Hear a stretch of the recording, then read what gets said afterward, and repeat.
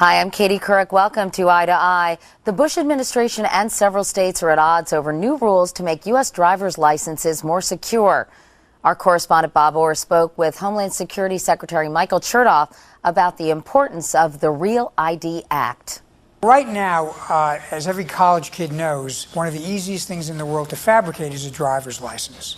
It's also the case now that in a number of states, an illegal alien can get a driver's license because they don't actually seek or validate your proof of legitimate residence in the country.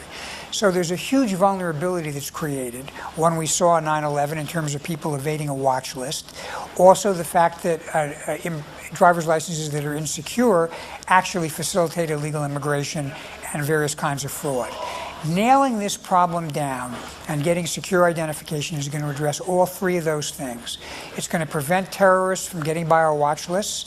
It's going to prevent illegal immigrants or illegal migrants from masquerading as American citizens. And it's going to remove one of the tools that con artists use to steal identity. Privacy people have complained that this is an invasion of privacy in some way. States have complained that it's too expensive. I mean, from where you sit, isn't this a no-brainer? Well, it is a no-brainer. We have addressed the state concerns with costs by making some changes to the business model and by extending the deadline in a way that will cut costs by about 3/4. So I think we've dealt with that issue. As far as privacy is concerned, look, it's very simple to me. There is no privacy interest that anyone has ever demonstrated to me in allowing people to pretend to be somebody else or in allowing people to lie about their identity or to falsify their identification documents. We are better off from a privacy standpoint if we can be confident that our identities are not going to be stolen, if we can be confident that the identification document presented to us is a valid document. And I think that the measures we take here are going to make privacy stronger rather than weaker. I know that your argument in some cases has been with the states that have been resistant, but in effect, haven't you put people on notice today that if their state opts out, they're in for a potentially unpleasant experience in May? Well, it's not me putting people on notice, it's Congress. Congress was very clear that if a state has not at least begun the process of implementing this by May 2008, then the driver's license from that state will no longer be accepted for federal identification purposes. And that's going to be inconvenient for people from that state. Now, many of them may use other IDs. They may use their passport or a federal pass card or some other document. But for those who want to use their driver's license to get on airplanes, they're going to have an incentive to make sure their state at least begins the process of working with us to meet this congressional mandate. That's a pretty heavy hammer to have over the states, because I think you said in your press conference that you would expect some upheaval from people. I think it's not just because of the requirement that you have this kind of ID to get on an airplane. I think when people really understand what we're doing, which includes, among other things, ensuring that when people give out licenses, they have validated the fact that you are properly in the country. I think they're going to look at this as another element of this question of licenses for illegal immigrants. They're going to say, why should my state allow illegal immigrants to pretend to be Americans and get driver's licenses? Why shouldn't we take advantage of the federal government's offer to help us police our own driver's licenses? So I think there's going to be a groundswell of support for this, because I think the public gets it.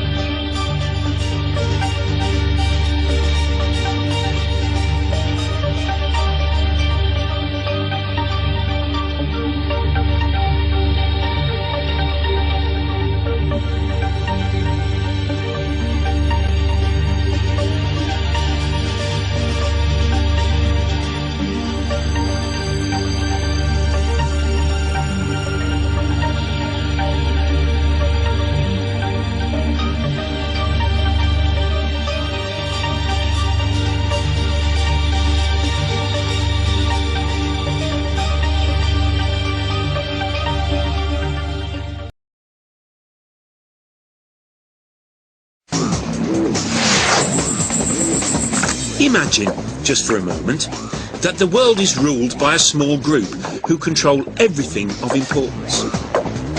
Governments, big business, and the media. It sounds somewhat unlikely, but now imagine that this all-powerful group comes from another planet, and our rulers are in league with them. Now, that sounds really, really unlikely, and yet plenty of apparently sane people are convinced that it's true. They own you. They own your emotions, and you basically belong to them. I think they would kill people, and that's on the record too. If you can control someone's sense of reality, then the human collective mind is putty in your hands. So, has someone been handing out space cakes? Or is this the biggest alien conspiracy of all?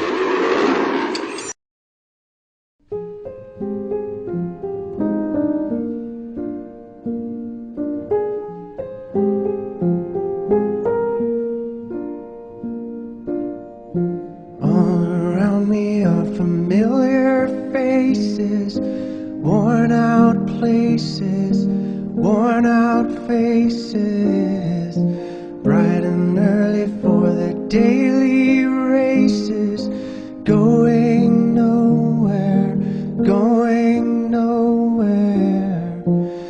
Their tears are filling up their glasses, no expression, no expression. Hide my head, I wanna drown my sorrow. No tomorrow, no tomorrow. And I find it kinda funny, I find it kinda sad. The dreams in which I'm dying are the best I've ever had. I find it hard to tell you, I find it hard to take. When people run in circles, it's a very, very mad world. Mad world. Children waiting for the day they feel good. Happy birthday, happy birthday. And to feel the way that every child should sit and listen, sit and listen. Went to school and I was very nervous. No one knew me, no one knew me. Hello teacher, tell me what's my lesson. Look right through me, look right through me. And I find it kinda funny, I find it kinda sad. The dreams in which I'm dying are the best I've ever had. I find it hard to tell you, I find it hard to take. When people run in circles, it's a very, very mad world. Mad world. Enlarging your world. Mad world.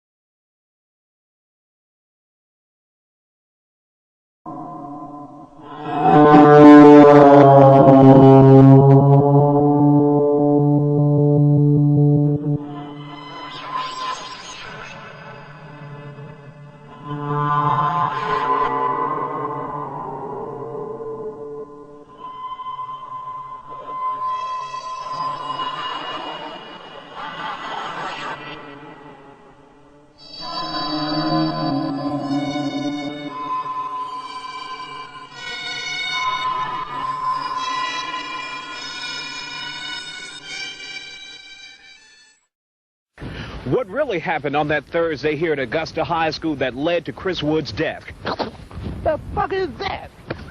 Shit! I'm dying in this fucking country-ass fucked up town. Shit flying in my mouth. The fuck? I can't see pollen. Let's get the fuck out of this country, motherfucker.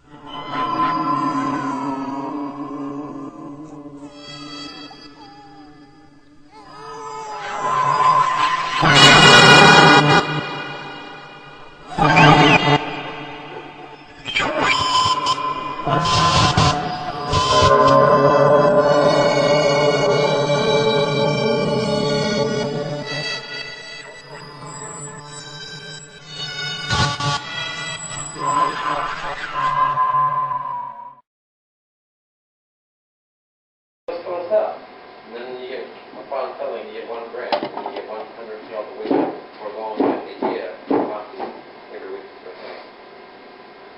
All we need is for a visit. Yeah, I'll tell you one of these things. Now looking into threats and intimidation after the bar fight by someone connected to this incident. If you want to see the entire video, you can check out our website, myfoxchicago.com. Live on the Northwest Side, Craig Wall, Fox News. And to help them get the medicine they need to stay healthy. But definitely, and I think the key is education. And for instance, with Anna's mother didn't have the education to know what to do to keep her baby, Anna, safe. So Anna inherited HIV from her mom. But Anna, with education in Latin America, has taken the proper ARVs, and her baby, Beatriz, is most likely HIV negative. So there is a positive light to all of this. Does it ever make you feel like you...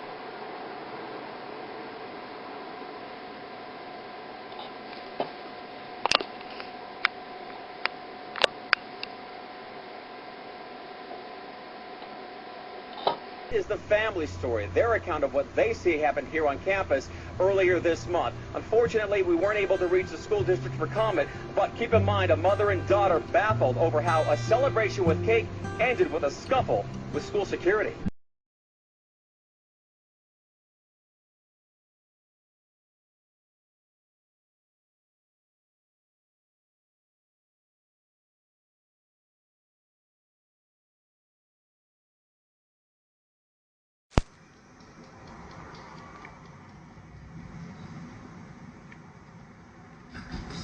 Reptilians is taking over. Pass it on.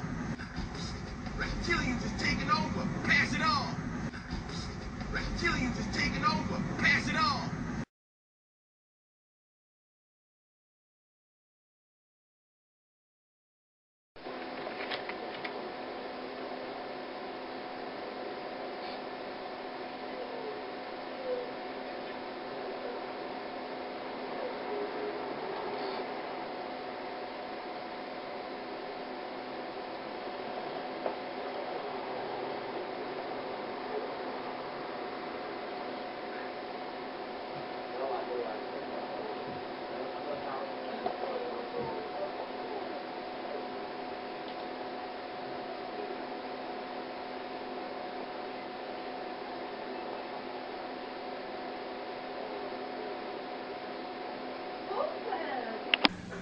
I don't suppose we can wait for some alien race to come down and threaten us, but I think that between us we can bring about that realization.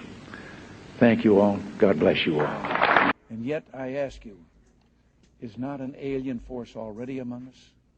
Is not an alien force already among us?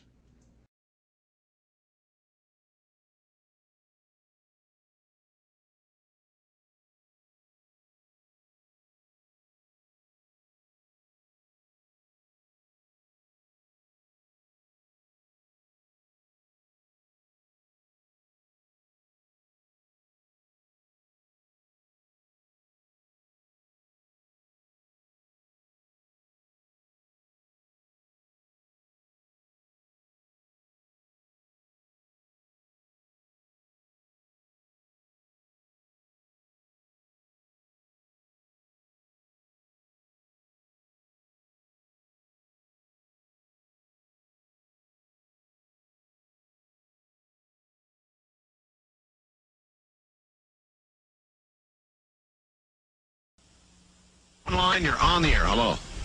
Hello, Art. Yes. Hi. I don't have a whole lot of time.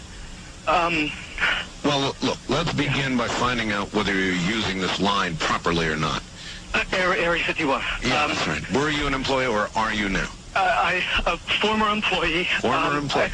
I was let go on a medical discharge about a week ago, and I've kind of been running across the country. Oh man, I don't know where to start. They're gonna they'll triangulate on this position really soon. So you can't spend a lot of time on the phone. So give us something quick. Okay. Okay, what we're thinking of as aliens are they're extra-dimensional beings that an earlier precursor of the space program made contact with. They are not what they claim to be. They have infiltrated a lot of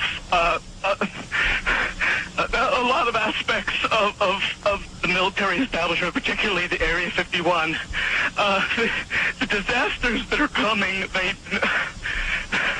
the military, I'm sorry, the government knows about them, and there's a lot of safe areas in this world that they could begin moving the population to now aren't. But they're not doing anything. They are not. They want the major population centers wiped out so that the few that are left will be more easily controllable. Discharge.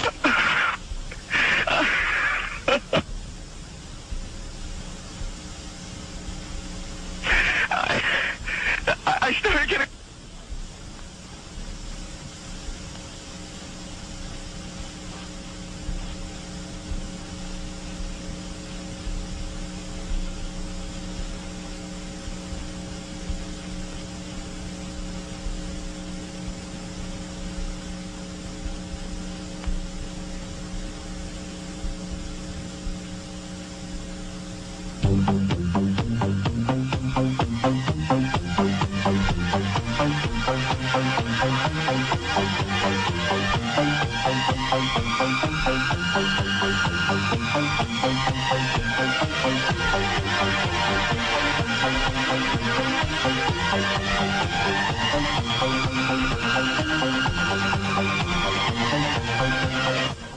In some way, something knocked us off the air, and we're on a backup system now. It's a government, or? I don't know. It has to be something, though. Well, did you hear? Now, you tell me because you were listening. That was awful strange. There was a really weird guy on the air when it went off? Yeah, real weirded out. Like going sort of sounding paranoid, schizophrenic? Like crying and everything. Yeah. And how far into the conversation was it when it went off? Just a couple, about 15, 20 seconds, I'd say. Oh, you guys missed, you really missed a call then, and I've got a feeling somebody didn't want you to hear it. Yeah. Because it was really strange. All of a sudden, I'm hearing Mark Furman, and when I That's right. Well, the network, of course, went immediately to a backup tape while we tried to figure out what blew up here. So that's what you heard happen. And then we're now on a backup link system to be on the air at all right now. So, well, I'm telling you. Am I on the air right now? You're on the air right now. Well, you better be, yes. And where are you, by the way? I'm in Michigan. Michigan. Yeah, I called the other night, and I wanted to ask two things. Real quick. Well, I wanted to say one thing, and I wanted to ask another. Real quick. I wanted to ask if you could play that remote viewing one when you were while you go to Egypt. Yes. And also, I wanted to know all this stuff about, like, Area 51, if it's, like, the government's trying to put it out there like that, so, like, some other places isn't being watched as much. In other words, it's a big decoy. I see what you're saying. And apparently we'll be back after the news, I think. We lost all transmit capability on this end. Here in Nevada, the transmitter went belly up suddenly for some unknown reason. I've never seen it do this in all the years that we've been on the air. I have never seen the transmitter in this way just simply fail, massively fail, like a massive heart attack or some kind. And so we have gone to a backup system to get the signal to you right now, and I presume it is getting to you right now.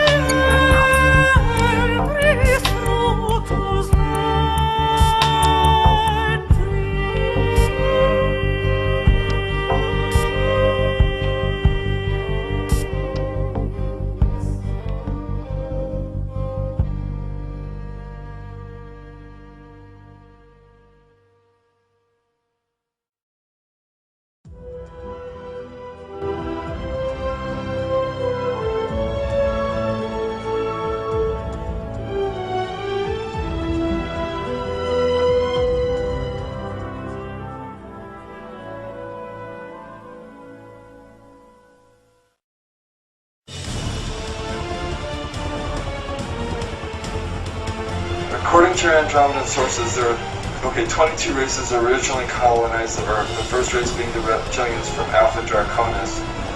What was the nature of their colony? Well, they're Hyperborean. Basically, they're explorers. And they're also genetic engineers. They would just colonize. They would take samples. They would hang a flag and say, this belongs to us, just like we did with the moon. You know, except we weren't the first ones there. Exactly what we've done. They were explorers. And they would just go to a place, they would see what was there, they would explore it, if there were minerals that they needed, if there were other life forms, organisms, whatever it was that they needed, they took, and then when it was done, they had enough, they moved on. And just kept exploring and expanding their realm of exploration or territory. And you said they were dumped here. Originally they were. They were dumped in Alpha Draconis. Nobody knows exactly where they came from, and my understanding is that even in their ancient history, they don't know exactly where they came from. But they were left in Alpha Draconis because that particular system offered them the highest probability of survival. And from there, they were able to create craft, space travel. I mean, they're magnificent in what they did, and they're to be commended for what they did. But the fact that they need to control and dominate and manipulate to the degree, sorry, I have a problem with that. And so does half of the other of the galaxy. That's just the way they are. They're the biggest bully. Nobody can beat them up or wipe them out, so therefore they have no motivation to change. So that's the space they hold. And, you know, the Andromedans actually consider them the ultimate warriors.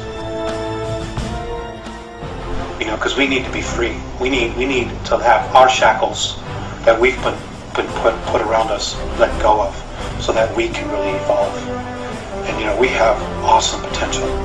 We really do. We have been, as a race, we have been through so much here.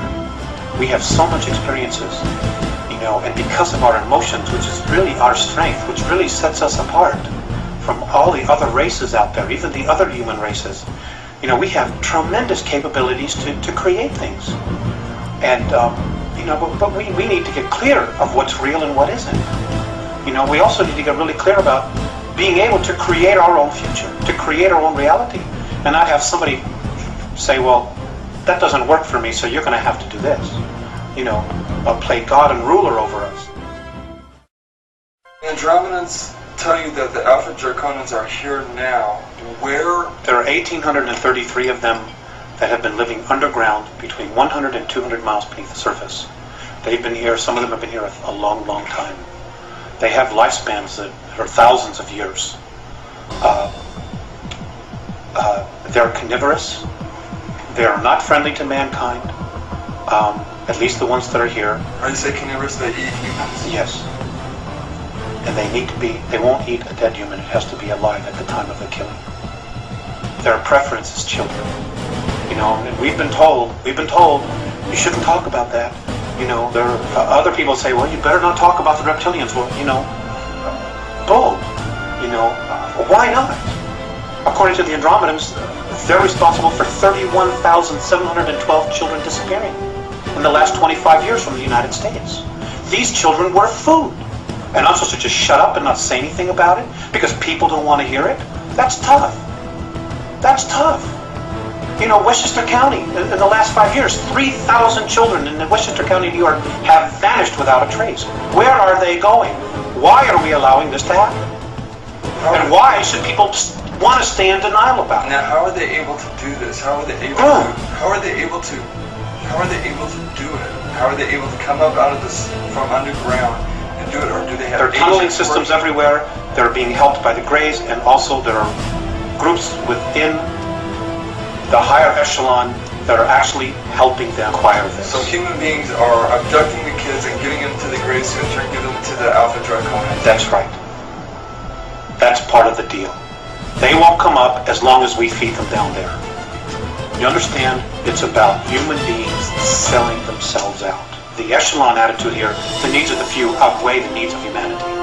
And sorry, that just isn't right. Aside from the carnivorous aspect to the Alpha Draconans, why else are they dangerous to humanity? Because they don't like us. And what are they willing to do with humanity? Eat us. Physical characteristics of the alpha draconians, what do they look like? They're ugly. I mean, they think we're ugly, too. You know, and I guess it's all a matter of perspective and belief system. In my belief system, and I'm only taking responsibility for me, they're ugly. They're anywhere from 7 to 22 feet tall. They can weigh up to 1,800 pounds. They're reptilian. The longer, the ones that have stubby tails, if you see one that has no tail, he's of the warrior class, or the worker class. The longer the tail, the higher their rank. When you see one with long tails, with winged appendages, he's considered royalty. Whenever you see one, you ought to just run like him. You shouldn't approach it. You shouldn't provoke it. Just get the hell out of its way. Just get out of its way. Just run. It is not something where man-to-man combat you're going to be able to deal with, because they apparently have the strength of 12, 15 men. They're incredibly quick. They're incredibly psychic. They know what you're going to do before you do it. And you know, if they get here en masse, we got real problems. Real problems.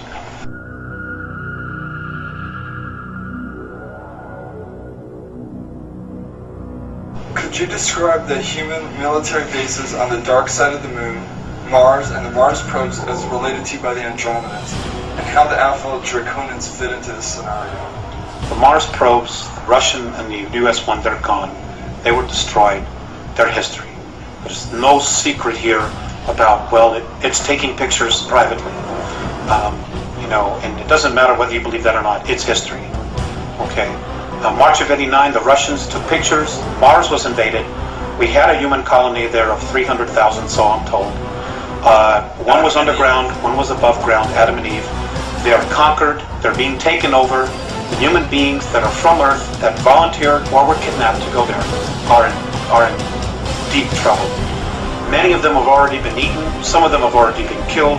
There is nothing we can do here as a race to help them. So that was Mars was conquered by the Alpha Draconians? That's right. They came in, and there's 100,000 of them there. They have approximately 2,111 scout craft there. They're in an area underground that is 64 square miles, known on Mars as the area of Tempe Terra. That's where their base is. It's an ancient base that they had.